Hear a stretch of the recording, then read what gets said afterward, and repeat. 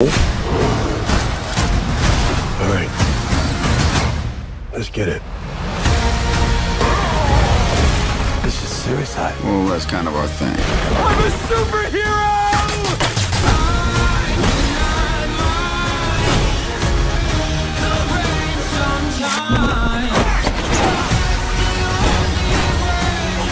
Where's my dad? I'm gonna get you out of real life. I'm going to get you out of here alive.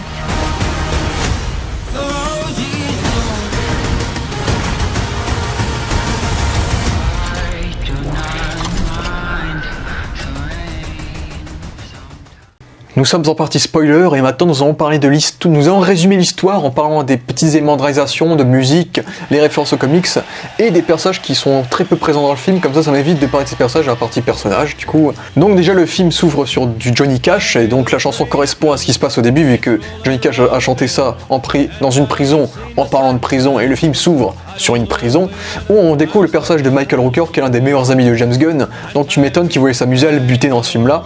Du coup vu qu'il s'amusait à buter plein de ses potes dans ce film là, il y a beaucoup de potes à James Gunn dans ce film là, il s'est fait plaisir avec ses potes, ça c'est clair.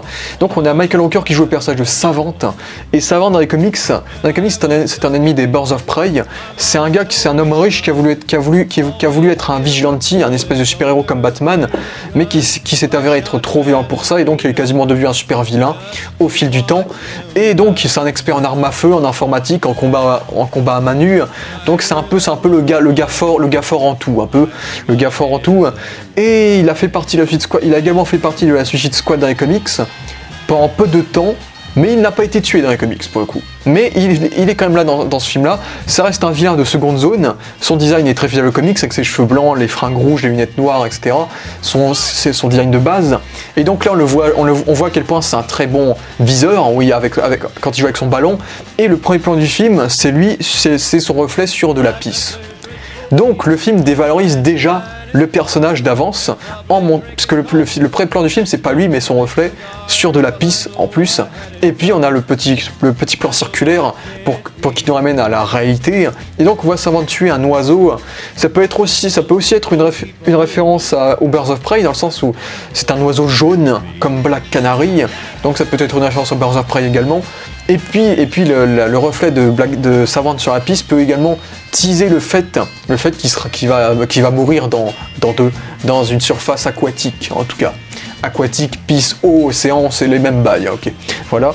Donc on le voit tuer cet oiseau, et donc on suit, sans nous refaire tous les flashbacks ou toutes les explications qu'on avait dans le tout premier film, là on te met directement dans le bain, on le voit en prison, on lui explique quelle est la Suicide Squad, qu'il va avoir 10 ans de moins dans sa sentence, etc. On lui implante la bombe sur la nuque, et d'ailleurs c'est le Dr Fitzgibbon, qui est un nom que James Gunn met dans tous ses films, Fitzgibbon vu que c'est le nom d'un de ses potes, et donc il met ce nom-là dans tous ses films. Et donc Dr Fitzgibbon est joué par John Ostrander, qui est le créateur de la Suicide Squad telle qu'on la connaît sur les super vilains, puisqu'on a le premier film qui par exemple s'inspirait surtout des New 52, donc les comics récents où tous les membres de la Suicide Squad étaient des personnages badass, qui puaient la classe, qui étaient stylés, qui tuaient des gens, des méchants stylés, etc. Alors que ce film là s'inspire de la Suicide Squad des années 80, donc de la première. Il y a une version de la Suicide Squad dans les comics qui s'appelle la Suicide Squadron, qui n'était pas du tout des méchants, qui étaient des soldats qui affrontaient des espèces de kaiju, et le fait d'avoir Starro en tant que méchant final fait peut-être référence justement à cette toute première Suicide Squad des années 50 d'ailleurs. Et d'ailleurs Starro apparaît dans le même volume pour la première fois en comics que cette Suicide Squad là, la Suicide Squadron. Mais ce film là s'inspire du coup de la Suicide Squad des années 80, créée et écrite par John Ostrander, qui fait donc ce caméo dans le film. Et donc la Suicide Squad a été créée en fait parce que du coup DC Comics a beaucoup de super vilains ridicules, de super vilains poubelles que plus personne veut intégrer dans leur histoire, dans les comics, plus personne veut les utiliser. Et donc John Ostrander a choisi de les utiliser. Il les a mis dans une équipe qui s'appelle la Suicide Squad, les super vilains les plus ridicules, les plus oubliés du bas du plafond, du trou. Donc vraiment des super vilains, des vilains tertiaires de seconde ou de troisième zone. Et donc soit il les tuait. Comme ça on va dire que ça faisait du recyclage parce qu'il y avait trop de super vilains dans les comics. Et donc avec Suicide Squad on pouvait en tuer plein de ces super vilains là. Ou soit il réussissait à rendre ces super vilains intéressants et en faire de bons personnages malgré le fait qu'ils soient ridicules. Donc, et il avait également cet aspect très coloré dans les comics également des années 80 bien sûr, Donc James Gunn a exactement fait la même chose avec ce film-là, en choisissant certains des personnages les plus ridicules des comics et en les rendant attachants pour la plupart, ou juste en les butant, comme ça fait des super vilains en moins dans l'univers, quoi. Donc l'équipe du début c'est surtout ça, c'est surtout on tue des vilains, comme ça fait des vilains en moins pour la suite de DC, quoi. Donc c'est des super vilains poubelles qu'on fout à la poubelle, entre guillemets. Les personnages du début du film c'est vraiment des super vilains qu'on met à la poubelle parce qu'ils sont ridicules et plus personne veut les voir. Et donc c'est cool de voir John Ostrander faire ce cameo dans le sens où c'est lui qui implante du coup les bombes au personnage, donc c'est lui qui les condamne à mort du coup. Comme dans les comics où c'est lui qui a choisi les divers personnages des comics pour les tuer, du coup. Donc le cameo était plutôt bien trouvé. Et puis du coup on le voit rencontrer donc son équipe, et donc là on a le personnage de Blackguard qui est dans les comics un ennemi de Booster Gold, donc là du coup joué par Pete Davidson, vu que James Gunn a aussi fait venir beaucoup de gars de la comédie, vu que Pete Davidson provient surtout des talk shows et de tous les bails de stand-up. Et donc Blackguard dans les comics c'est un personnage très ridicule, vu que déjà il s'appelle Blackguard et il est même pas fringué en noir, déjà il a une putain de queue de cheval violette, et le gars en fait son pouvoir c'est se créer un bouclier, et c'est un ennemi de Booster Gold. Et c'est un super vilain très très nul des comics. Il a été également mis dans la Suicide Squad dans les comics, et à peine il a été mis dans l'équipe, à peine il s'est fait buter. Là dans le film c'est plus ou moins pareil, en plus dans le film ils ont complètement redesigné le personnage. Là cette fois il est noir, son costume est noir cette fois-ci. Visuellement il ne ressemble pas du tout aux comics, et a priori là c'est pas du tout un gars qui crée des boucliers, des trucs comme ça. Et après c'est juste un mercenaire qui a des armes un peu partout. Donc bref. Donc voilà, c'est pas dérangeant d'à peine voir ce personnage qui du coup dès qu'il arrive dans la plage on découvre que c'est un putain de traître déjà, et donc il se fait buter directement et ça nous met direct dans l'ambiance quand il crève. Donc voilà, Pete Davidson, merci pour tes 2-3 jours de tournage pour ce tout petit rôle, plutôt fun. Ensuite on a le personnage de TDK, et TDK c'est un petit mystère déjà joué par Nathan Fillion qui est l'un des meilleurs amis de James Gunn, qui est dans quasiment tous ses films, donc c'est pas surprenant de le voir ici. Et donc TDK pendant tout ce quart d'heure là on se demande que veut dire TDK. Justement j'aime bien le fait qu'ils réussissent à installer une personnalité au personnage en mode on sait pas qui c'est, qu'est-ce que son nom veut dire, et je trouve ça plutôt marrant jusqu'à qu'on découvre que ça veut dire The Detachable Kid. Et donc TDK c'est un personnage créé pour le film qui est inspiré du personnage des comics de Arm Fall of Boy, qui lui aussi dans les comics peut détacher ses bras pour affronter des gens, mais dans les comics Arm Fall of Boy c'est un gentil qui fait partie de la légion des super-héros. Donc TDK à part les pouvoirs n'a rien à voir avec ce personnage là, mais ça reste la réadaptation de ce personnage là quand même. Donc ça reste un personnage des comics plus ou moins. Et donc j'ai trouvé ça drôle du coup qu'on découvre ses pouvoirs et qu'on voit juste que c'est qu'il est nul en fait, c'est juste il sort ses bras et c'est nul et ça n'a aucun sens. Et quand on blesse ses bras, ça le fait mal quand même alors que ses membres sont détachés de lui. Donc je trouve ça assez drôle le fait qu'il suffit de tirer sur ses bras pour le buter quoi. Et donc voilà, merci Nathan Fillion pour le caméo avec ce costume ridicule. Ensuite on a également le personnage de Mongal, et Mongal je pense que c'est ma déception du film, ma grosse déception en termes de personnage du film, parce que Mongal dans les comics déjà elle n'a jamais fait partie de la Suicide Squad, comme TDK dans les comics. Dans les comics par contre son frère Mongul 2 lui a fait partie de la Suicide Squad par contre, donc je pense que c'est une référence à ça. Et Mongal en fait c'est une extraterrestre qui est une ennemie de Superman et de Green Lantern en gros en général. Et donc c'est la fille d'un des plus gros méchants de Superman qui est Mongul, le conquérant, qui est un gros conquérant de l'espace, un gros super vilain de ouf. Et donc Mongal c'est sa fille, et donc Mongal ne sert à rien. Pendant tout le trajet elle ne dit pas un mot, on oublie qu'elle est là, et la seule chose qu'elle fait c'est péter un hélicoptère et brûler vivante. J'étais déçu parce que Mongal... on n'a même pas une mention de Mongul qui est comme un putain de vilain. J'aurais aimé qu'on nous parle de Mongul vite fait quand même, qu'on nous dit que c'est la fille d'un putain de méchant, je sais pas. Parce que là c'est juste... Et en plus c'est censé être elle est censée être une surhumaine.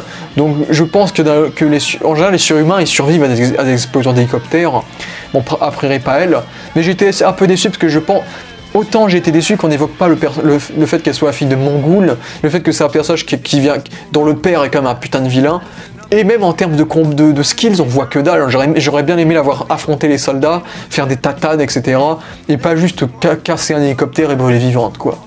Donc non, Mongal c'est vraiment ma déception pour le coup. J'ai été très déçu de Mongal, même si je savais qu'elle allait crever dès le début, mais j'ai été déçu quand même. Ensuite on a aussi le personnage de Javelin joué par le youtubeur allemand Flula Borg. Et donc Javelin dans les comics c'est un personnage allemand également qui est un ennemi de Green Lantern. C'est un ancien athlète qui un jour s'est fait chier, s'est dit je vais devenir un super vilain. et donc il est devenu Javelin et il lance des javelots. Voilà. Donc dans le film, c'est plus ou moins la même chose, vu qu'on voit avec sa coupe blonde et ses muscles, on voit que c'est un ancien athlète, et il est allemand également. Et j'ai bien aimé là, le fait qu'on essaie d'instaurer une relation avec Harley Quinn, avec le fait qu'il a un bel accent, etc. Et j'ai trouvé ça drôle, le fait qu'en fait, on le voit jamais lancer son javelot en fait. À peine il est sur le point de le lancer qu'il se fait buter. Et j'ai bien aimé sa mort qui est assez marrante, où on dirait vraiment que le javelin c'est quelque chose de sacré, c'est quelque chose de grave mystérieux, etc. Et donc quand il crève, il n'a pas le temps à dire pourquoi Harley Quinn hérite du javelin. Mais j'ai trouvé ça drôle quand même que le personnage est au final giga important, du coup, vu que le javelin va servir à tuer Starro à la fin du film. Donc voilà, c'était cool pour ce personnage-là, qui lui aussi lui pour le coup, a fait partie de la Suicide Squad dans les comics, et il en est mort assez rapidement dans les comics. Il s'est également fait buter dans les comics. Ensuite, on a le personnage de Weasel, et Weasel dans les comics, c'est un ennemi de Firestorm. Déjà dans les comics, c'est un gars qui a un déguisement de belette. C'est pas un monstre, c'est juste un gars. Et donc c'est un ennemi de Firestorm qui est ridicule de Firestorm, qui ensuite a été placé dans la Suicide Squad dans les comics, et qui s'est fait buter dans la Suicide Squad également, où il a pas fait long feu non plus. Bon là dans le film, et j'aime beaucoup la version du film du coup, j'adore le fait qu'on instaure tout un mystère sur ce personnage en mode c'est un chien, c'est un loup-garou, c'est quoi ce machin, il est moche, et en plus il est joué par Sean Gunn, qui est du coup le frère de James Gunn, donc James Gunn aime bien faire jouer les rôles débiles à son frère, du coup, et donc j'ai bien aimé le fait qu'on instaure tout un mystère au fait qu'elle est giga laide, qu'est-ce que c'est ce truc là, pour le simple fait et puis bim, elle ne sait pas nager, et elle crève direct, donc on s'en fout de qui elle est juste nulle à chier. Et je trouvais ça drôle et j'adore son design qui est à la fois comique, à la fois malaisant, à la fois gênant, surtout quand tu sais que le gars a tué la belette a tué 27 enfants. Et on voit à quel point elle est débile, je pense qu'il est même pas au courant qu'il est dans une mission suicide, etc. Donc j'ai trouvé ça marrant pour la belette, et la scène, on va directement parler de la scène post-générique comme ça c'est fait. J'ai bien aimé le fait que du coup ils reviennent plus ou moins à la vie avec la pleine lune derrière lui, qui rappelle le fait que Blackguard le prenait pour un loup-garou. Donc j'aime bien le fait qu'il ressuscite presque comme un loup-garou, mais du coup on découvre qu'en fait il est pas mort, et du coup c'était surtout pour le gag. Il peut revenir pour le gag encore une fois, il reviendra jamais de manière sérieuse. Mais voilà, Weasel il est fun, c'était sympa de voir qu'il est pas dead. Et voilà, il est marrant. J'ai bien aimé là, le petit moment aussi où il y a Bloodsport qui le mate et qui voit à quel point c'est un truc bizarre quoi. Donc voilà, Weasel il était assez fun, assez creepy à la fois. J'ai bien aimé le côté, ce mélange entre creepy et fun avec ce personnage, qui était plutôt cool. Si on peut appeler ça un personnage, du coup. Et ensuite, on retrouve le personnage de Déjà, on retrouve Rick Flag et Harley Quinn, mais on en parlera en partie personnage. Mais on retrouve le personnage de Captain Boomerang, qu'on avait déjà eu dans le premier Suicide Squad, vu que oui. J'ai oublié d'en parler en spoiler, mais oui, ce film est une suite au premier Suicide Squad. J'ai jamais compris les gens qui pensaient que c'était un espèce de reboot ou de quoi que ce soit. C'est assez clair que c'est une suite, hein. C'est juste que la Suicide Squad, c'est un film, une mission, un film, une mission. Donc au fil des films, t'es pas obligé de mettre tout le temps la même équipe, mais tu peux ignorer le film précédent vu que c'était une mission différente. Mais du coup, James Gunn a comme choisi de faire revenir certains personnages, et on voit du coup que c'est une suite au premier film, dans le sens où oui, c'est une nouvelle mission, mais on voit que Harley Quinn, Rick Flag et Captain Boomerang se connaissent déjà depuis quelques années. On voit que Harley Quinn et Captain Boomerang sont potes, donc oui, c'est une suite au premier Suicide Squad quand même. C'est juste que c'est une nouvelle équipe en partie, quoi. Et donc, Captain Boomerang, je pense que c'est la mort qui m'a le plus déçu du film. Bon, déjà, j'ai bien aimé la relation qu'ils ont instaurée avec Harley Quinn. On voit qu'ils sont potes, qu'ils se donnent des petits surnoms, Arls, Boomer, etc. J'ai trouvé ça cool de leur instaurer une relation, de voir qu'ils se connaissent depuis le premier film où ils étaient potes, etc. Et j'ai bien aimé le fait qu'il soit un connard un peu comme des comics, quand il provoque sa vente, quand il insulte Javelin. Et puis au moins ses boomerangs sont utiles vu comment il fait des kills cette fois. Et c'est cool de voir Captain Boomerang faire des meurtres avec ses boomerangs. Voilà. Ces kills où il coupe des têtes en deux, ça c'était cool. Et il meurt ensuite. La mort, elle est cool, je pense que c'est ma mort préférée du film quand même. C'est la mort qui me déçoit le plus, mais c'est ma mort préférée du film quand même, en termes graphiques. Dans le sens où il se prend tous les bouts de bois sur lui, et puis il se fait déchiqueter par l'hélicoptère, et il reste que son bras qui tient un boomerang. Donc oui, là j'ai bien aimé, du coup j'ai trouvé sa mort assez marrant, et j'ai bien aimé son petit regard son petit regard d'adieu envers Harley Quinn. Mais je suis triste parce que Jay Courtney c'est un mauvais acteur d'habitude et Captain Boomerang c'était le meilleur rôle de sa vie. Je suis déçu parce que Captain Boomerang c'est un ennemi de Flash, c'est un personnage qui a fait partie des Lascar, une grosse équipe ennemie de Flash, et je suis déçu qu'on l'ait quasiment jamais vu affronter Flash, hormis dans sa scène d'intro dans le premier film. Je suis déçu qu'on l'ait jamais vu dans les Lascar, et Captain Boomerang surtout c'est une icône de la Suicide Squad. Captain Boomerang dans les comics, c'est ce gros connard. C'est un personnage ridicule des comics, mais qui est devenu une icône de l'équipe. Quand John Ostrander l'a mis, c'est ce gros connard que tout le monde déteste, mais qui crève jamais, qui survit tout le temps, qui est dans toutes les versions de l'équipe. Le gars, il revient toujours, le gars, il crève jamais. Et je trouve que ça tue un peu le mythe du personnage de le buter, quoi. Pour moi, Captain Boomerang, il y a deux personnages qui doivent toujours être dans la Suicide Squad, Deadshot et Captain Boomerang. Vu que ce sont les deux personnages qui sont tout le temps dans la Suicide Squad dans les comics, du coup. Et Captain Boomerang, je suis assez triste du coup qu'on le tue, dans le sens où c'est une icône de l'équipe, pour moi il doit être dans tous les films, quoi. Donc je suis assez triste et ça me déçoit, et j'espère vraiment qu'avec le Flashpoint ou avec je ne sais quoi, il va revenir à la vie, ou peut-être qu'ils vont nous foutre son fils, Owen Mercer, parce que oui, il y a aussi un Captain Boomerang Junior dans les comics, donc peut-être que son fils pourrait être dans les prochains films Suicide Squad. Moi j'espère qu'on n'en a pas fini avec Captain Boomerang. Et puis c'est dommage pour Jay Courtney, vu que ça reste un rôle qu'il interprète bien. Et ça fait du bien de voir Jay Courtney bien jouer, quoi. Donc c'est dommage pour Captain Boomerang, j'ai vraiment été très déçu de sa mort, mais sa mort est quand même cool malheureusement. Mais voilà, quoi, on peut pas tout avoir dans la vie. Et donc j'ai bien aimé du coup cette séquence de la plage un peu inspirée du soldat Ryan, avec toutes ces morts gore, etc. Avec toutes ces morts gore, et donc ça j'ai trouvé ça giga cool, mais j'ai trouvé ça cool que Savant il est mis en avant comme un gars badass pendant tout le truc. Déjà le gars avec la scène d'intro on voit qu'il est badass avec le coup du ballon, de la balle. Ensuite on le voit sauver Weasel avec ses lunettes, on dirait un gros badass, et puis il insulte toute la squad d'amateurs, et là quand il voit toute la squad se faire massacrer, et ben là il flippe sa race et il s'en va. Et du coup Amanda Waller lui explose le crâne. Un peu déçu que ce soit la seule mort d'explosion de crâne du film quand même, malheureusement. Mais j'ai bien, c'est quand même cool d'avoir enfin une explosion de crâne rated R, du coup dans la Suicide Squad et pas censurée comme dans le premier film avec Slipknot. Donc voilà, j'ai trouvé ça assez drôle que le personnage soit un gros badass et qu'à la fin c'est une grosse flippette et il meurt comme une merde. Donc ça j'ai trouvé ça assez marrant pour le personnage. Et donc j'ai bien aimé j'ai bien aimé le petit revers avec le fait que le reste de sa cervelle se fasse dévorer par un oiseau, en référence du coup à l'oiseau qu'il a tué au début du film. Donc j'ai bien aimé ce quart d'heure, vu que ce quart d'heure il fait presque court-métrage en fait. Il faisait presque petit court-métrage avec tous ces personnages qui meurent tous. Et donc j'ai beaucoup aimé le fait que dès l'intro, même si malheureusement je trouve que la promo du film a rendu ça assez prévisible. Genre moi quand j'ai commencé le film, j'étais sûr qu'ils allaient tous crever, que cette équipe-là allait crever au début, sauf Harley Quinn et Rick Flag, et c'est le cas du coup. Donc je trouve ça dommage qu'avec la promo, c'est assez prévisible qu'ils crèvent tous, mais à la fois pour les non-initiés, eh bien là ils sont préparés. Ce film, c'est un vrai film Suicide Squad.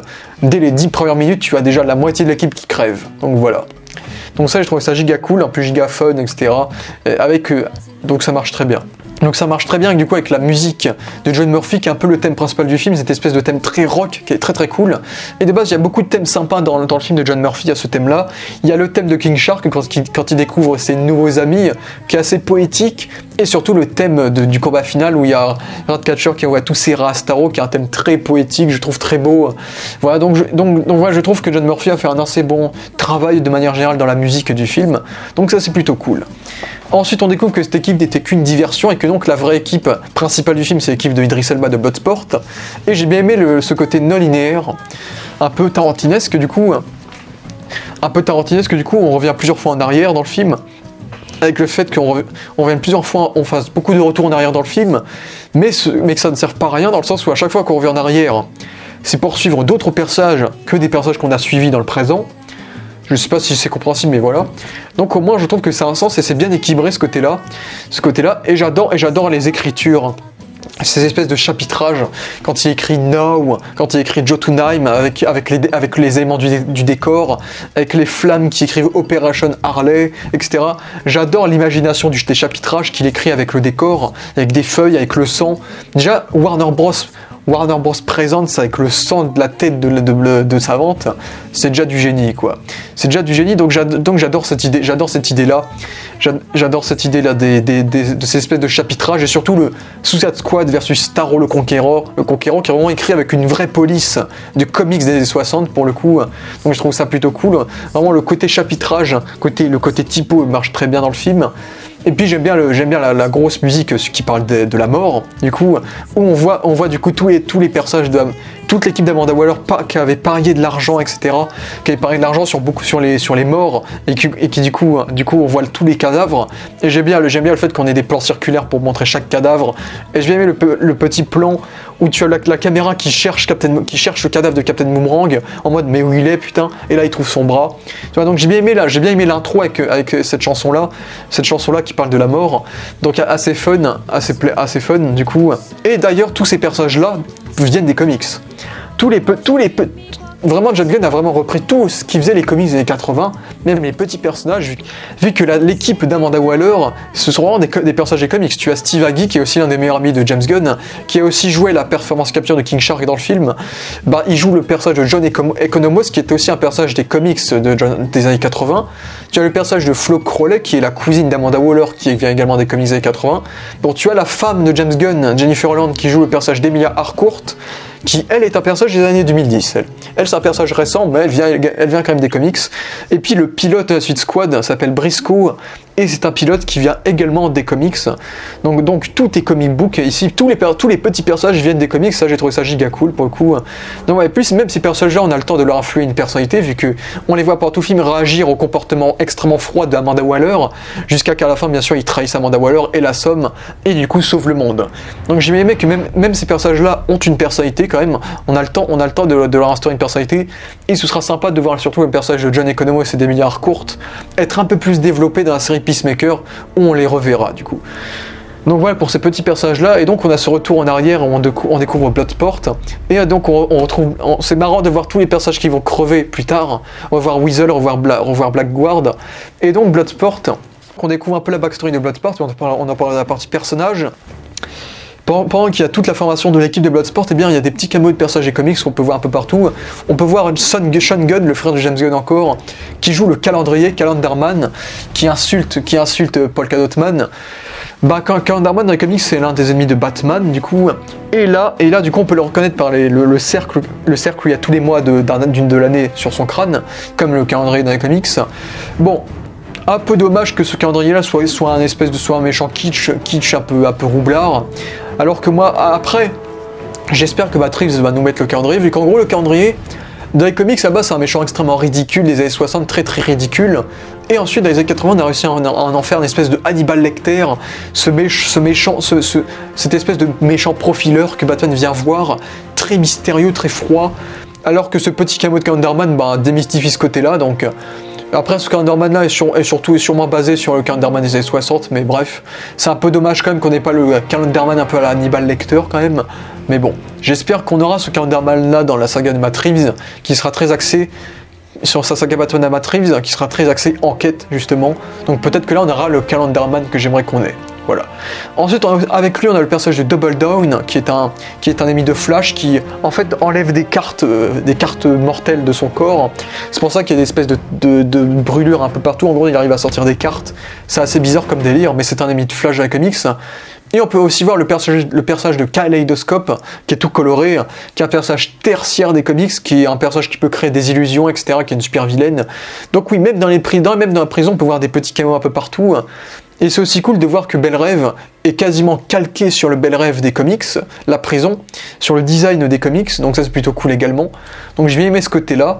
Et d'ailleurs le débrief, quand du coup Amanda Waller présente la mission à l'équipe, eh bien cette scène représente exactement la séquence des comics du coup, où justement Amanda Waller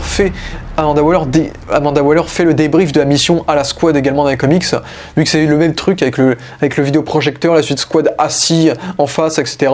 Donc ça aussi c'est assez fidèle aux comics également à ce moment-là. Et donc la squad est envoyée en mission, on instaure la relation entre les personnages, etc. On instaure la relation entre les personnages, Harley Quinn a le javelin, Rick Flag est kidnappé par Sol Soria, du coup, et donc on instaure la relation avec King Shark, Redcatcher, etc. Et donc ensuite il y a Amanda Waller qui demande à la squad d'aller chercher Rick Flag du coup, et donc on découvre du coup que Robert Dubois, Bloodsport et Rick Flag sont collègues et qu'ils ont travaillé et qu'en fait ils ont fait une mission ensemble à la ville de Kourak. Et c'est là qu'on va en parler, c'est que le film s'inspire de deux comics. Suicide Squad Trial by Fire de John Ostrander, qui est le tout premier volume des années 80 de la Suicide Squad, et les premiers volumes de la Justice League de Grant Morrison, en gros. Déjà parce que, en gros, en fait, dans les comics Trial by Fire, en fait, Amanda Waller engage la Suicide Squad pour détruire le bâtiment nazi Jotunheim, du coup. Et là, dans le film, c'est exactement la même chose. C'est aussi une espèce de d'ancienne base nazie qui a été récupérée par un nouveau peuple. Sauf que là, du coup, le film se déroule à Corto Maltese, qui est une ville des comics également. C'est une ville qui a été créée par Frank Miller pour The Dark Knight Returns, qui a été aussi évoquée dans le Batman de 1989 et qu'on voit assez souvent dans les comics, Corto Maltese. Mais du coup, Jotunheim dans le film se situe à Corto Maltese, mais dans les comics, Jotunheim se situe à Kourak. Et du coup, dans le film, justement, on a une référence à Kourak quand Amanda Waller dit que Bloodsport et Rick Flag ont fait l'armée avant, ont fait l'armée ensemble avant, et qu'ils ont fait l'armée à Kourak où ils ont exécuté le général Avral Kadam, je crois. Avral Kadam, qui est également un général des comics, qui est un ennemi qui existe dans les comics et qui est aussi un méchant général pas gentil dans les comics. Donc j'ai bien aimé cette référence dans le sens où du coup, le comics Trial by Fire, en gros, à Jotunheim, du coup ils doivent détruire la base parce qu'il y a des espèces d'expériences là-dedans, comme dans le film. Sauf que dans le film c'est sur Starro le Conquérant, l'étoile géante, alors que dans les comics c'est sur une organisation terroriste qui s'appelle Djihad, qui est en gros une organisation arabe du coup, même si d'ailleurs Kourak c'est une ville fictive hein, si jamais, qui est une organisation arabe, ce sont des méta-humains, ils ont tous des super pouvoirs et c'est un peu les comics, c'est un peu les pires ennemis de la Suicide Squad en fait. Mais je comprends totalement que James Gunn ait choisi de changer ça, de placer Jotunheim dans un pays latino que dans un pays arabe, et de pas mettre une méchante équipe qui s'appelle Djihad, une équipe terroriste, dans le sens où ce n'est pas très approprié à notre temps, on va dire, d'avoir un film où les méchants sont des terroristes arabes avec des super pouvoirs qui font des attentats. Je comprends que James Gunn ait viré ça. Et c'est pas dérangeant pour le coup, vu que c'est pas vraiment propre à notre temps. Donc voilà, on n'a pas les djihad comme méchants dans ce film-là, mais on a Starro le Conquérant, donc un extraterrestre. Donc le film s'inspire de ce comics-là, même si Jotunheim se situe cette fois à Corto Maltese, et ce n'est pas djihad des méchants, mais Starro à l'intérieur de Jotunheim. Et d'ailleurs, dans ce comics-là également, Rick Flag meurt en faisant exploser Jotunheim, même si plus tard dans le comics on découvre qu'il est pas mort, mais du coup dans le film il meurt à Jotunheim également. Donc la mort de Rick Flag n'a pas été faite au hasard dans le film non plus, dans le sens où ça vient des comics, sa mort du coup. Donc voilà pour ça. Et sinon du coup par rapport au comics Justice League de Grant Morrison, et bien dans ces comics là en gros tu as Starro qui est dans une tour géante et qui essaye en gros d'envahir une ville entière. Dans ce film là c'est à peu près la même chose, vu que tu as Starro qui est enfermé dans une tour géante et qui essaye d'envahir une ville entière. Donc voilà, c'était un peu ça l'inspiration. Donc c'était un peu ça les deux gros comics qui ont été la base d'inspiration du film. Voilà. Donc voilà pour ce côté-là, et donc tu as toute cette séquence assez fun entre Bloodsport et Peacemaker, où les deux sont en train de buter des gens, et la blague, même si je l'ai vu venir, la blague où on découvre qu'ils ont buté des gentils de manière cruelle en plus, vu que c'était des morts gore, marchait plutôt bien, et donc on découvre que Rick Flag n'est pas du tout fait prisonnier, et donc on découvre le personnage de Sol Soria, qui est un personnage créé pour le film, même si ce personnage est peut-être inspiré du personnage de Juan Soria, qui est dans les comics un membre latino de la Suicide Squad, qui meurt assez rapidement. Là, dans le film, elle est jouée par Alice Braga. Et je suis un peu déçu que Alice Braga ait un si petit rôle au final, vu que ça c'est une actrice un minimum connue. Donc je suis assez déçu qu'elle ait un rôle aussi secondaire quand même, elle aurait mérité mieux je pense. Mais du coup elle joue une résistante qui veut mettre à fin la dictature de du méchant du film Diego Luna du coup.